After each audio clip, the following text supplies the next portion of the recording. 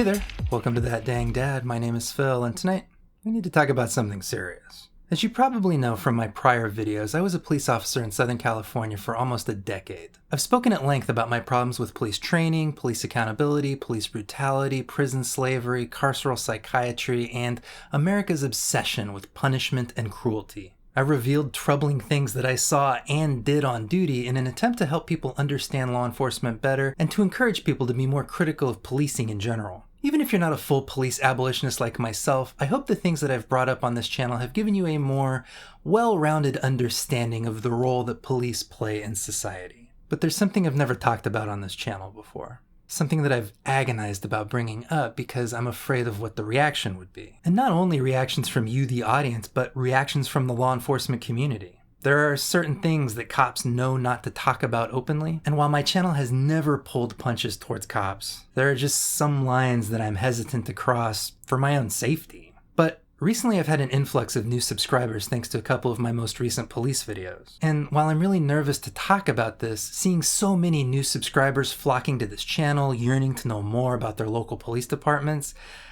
I'm just feeling really convicted, like I owe the audience this truth. So, here goes. What if I told you that in the United States, for the last 100 years, across many hundreds of police departments, there is a cult operating behind the scenes? What if I told you that thousands of American police officers have taken secret oaths and participated in occult rituals, including group sex magic? What if I told you that before I left law enforcement, I was being recruited by an older mentor to join this group and help guide police culture from the shadows? And what if I told you that all of this was done in service of Baphomet, an androgynous devil-like figure worshipped for centuries by pagans and occultists? If you're hearing me say that and you're thinking, I just don't know if I can believe that, I just have one thing to say to you. Good for you. Don't believe everything you hear on fucking YouTube. No, there is no cult of Baphomet in modern police departments. Yes, I was just doing a bit. Why? Was it just to waste your time? Actually, no, I do have something important that I want to talk about. I just tend to follow the maxim, why say it normal if you can say it weird? Here's the thing. My channel's big break was Thought Slime sharing my first police abolition video during the 2020 George Floyd protests. People were tickled by the idea that a former cop could become a police abolitionist, and it generated a ton of buzz, as did an anonymous Medium article I wrote before I was ready to out myself as an ex-cop. For weeks after, I got hundreds of new comments every day saying, "Thank you for exposing this stuff for us civilians, your insight is really compelling," or "I always knew cops were corrupt and your video finally proved me right," stuff like that. I got invited onto people's streams and their podcasts and their YouTube channels and their fundraisers. I've even been approached to consult on 2 different books. Other than a few joyless mopes mumbling about how I still deserve the wall, I was welcomed warmly into the online left, and I was vouched for by other creators that I really admired. So let me share this fun little statistic with you. Out of the 100 or so collaborations that I've done with other creators, how many do you think vetted my claim that I'm a former police officer? How many do you think asked for any kind of proof? The answer is 1. The fine folks of the Occulte Veritatis podcast are the only people I can remember who asked to see some actual verification, which I did provide. Everyone else just believed me. Now, my audience isn't a bunch of gullible Facebook boomers falling for gift card scams. They skew young and tech savvy. So why on earth did many thousands of people just instantly believe some dude who popped up out of nowhere with a mic and a camera? You can probably already guess the answer, but I'm going to delay the punchline and tell you a little story from my childhood. Because why say it normal if you can say it weird? I grew up in a very fundamentalist Christian household. My childhood churches had no instrumental music, no women in positions of authority, and very, very strong opinions about stuff like Dungeons and Dragons or heavy metal albums. The Christians that I grew up with were worried about stuff like spiritual warfare and the end times. They were worried that New Age crystal people could actually open you up to demonic influence. And they were very worried about the existence of secret satanic cults hiding in the shadows of our most important institutions like schools and government. One day in my early teens, I found myself at a Christian bookstore fiddling with a rack of little rectangular comic-looking booklets. Some of you already know what I'm talking about. Jack Chick tracts. For the curious Christian, Jack Chick was your go-to guide on how D&D can lead to suicide, how gay people are all sexual predators, how Muslims worship a moon god, and things like that. What caught my eye that day was a little pamphlet about Freemasonry. I'd always heard about Masons and little rumors about secret societies, but I didn't know anything concrete about it. Luckily, Jack Chick was there to let me know that Freemasonry was a thinly veiled cover for a satanic cult who worshipped Baphomet. I bought the booklet, I read it many times, I even logged into AOL on the family computer to research the claims. And would you believe it? There were actual ex-Masons with GeoCities-ass web pages dedicated to documenting the supreme evil happening in Freemason temples all over America. They gave away all the secrets, the secret code names, the secret handshakes, the secret rituals. These former Masons provided an invaluable resource for helping the discerning Christian understand their world better. Except, nah, they didn't. The vast majority of ex-Mason tells all content is nonsense. It's just bog standard conspiracy goulash with a dash of satanic panic and a pinch of anti-Semitism. It's barely changed over the last 300 years. Like any insular organization, of course Masons have done stuff like getting friends out of trouble or doing sweetheart business deals, but all the stuff about Baphomet and blood sacrifices is total fiction. And I remember the day that I was at a sleepover with a friend and I told him what I'd learned about the Masons. And he got really serious and he said, you know, my dad and my grandpa are both Masons and we've been involved with the local lodge for my entire life. None of that stuff is true. And I remember being stuck in this really uncomfortable space where the church broadly was telling me one thing and somebody that I trusted, somebody with relevant access, told me the opposite. Could my pastor be wrong? Or even worse, could he be lying? Experiences like this taught me a really important lesson. We will just instantly believe people who confirm things that we already thought were true.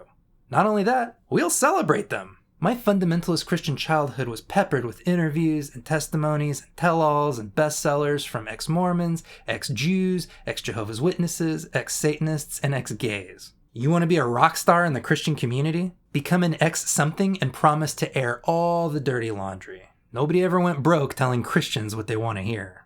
That lesson was firmly top of mind for me when my channel started to grow because I instantly recognized the phenomenon. I was now an ex-something spilling the tea about a very unpopular organization.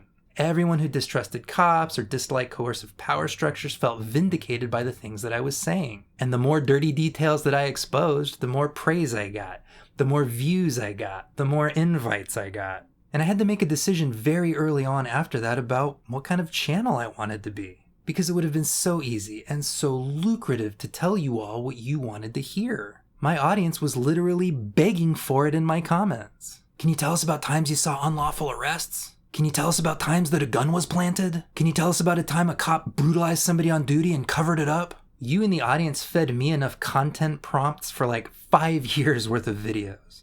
And would it really be such a bad thing if I fudged a little? If it helped radicalize people against abusive policing? I mean, if you really do want to see police reformed or abolished, what's wrong with a little fib here and there to help get people moving in the right direction? I make a few bucks from ad revenue, your Antifa sleeper cells get a bunch of new recruits, it's win-win, baby. As far as you know, I decided to go down a different path, to intentionally not grow that way.